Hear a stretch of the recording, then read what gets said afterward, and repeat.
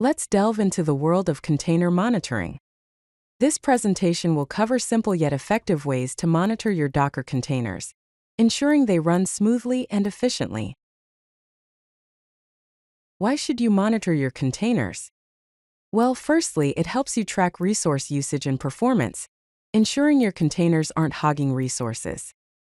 Secondly, it enables you to detect issues before they impact your users, preventing outages and service disruptions. Thirdly, monitoring allows you to optimize container configurations, leading to better efficiency and cost savings. Lastly, it ensures the overall reliability of your applications. Docker provides a built-in command line tool called Docker Stats. By simply typing Docker Stats in your terminal, you can view real-time resource usage for all running containers. This includes critical metrics like central processing unit usage, memory consumption, network input-output, and block input-output operations. Docker Stats command offers some useful options to customize the output. To get a single snapshot of container statistics without continuous updates, use Docker Stats NoStream. If you want to monitor a specific container, you can specify its name or ID with Docker Stats container_name. Another essential aspect of container monitoring is examining container logs. Use the command docker logs container_name to view application logs. This is extremely helpful for identifying errors, warnings, and understanding the overall behavior of your containers. Logs provide valuable insights into what's happening inside your applications.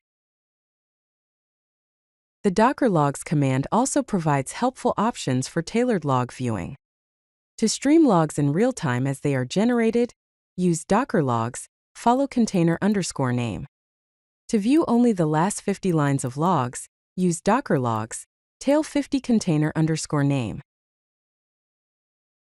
You can define custom health checks within your Docker file to automatically monitor the status of your application.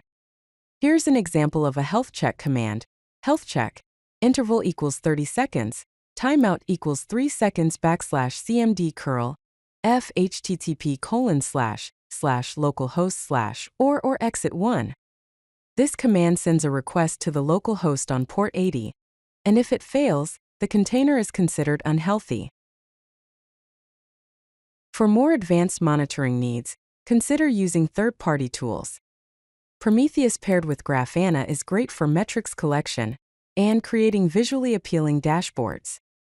The ELK stack, which includes Elasticsearch, Logstash, and Kibana, is excellent for log aggregation and search.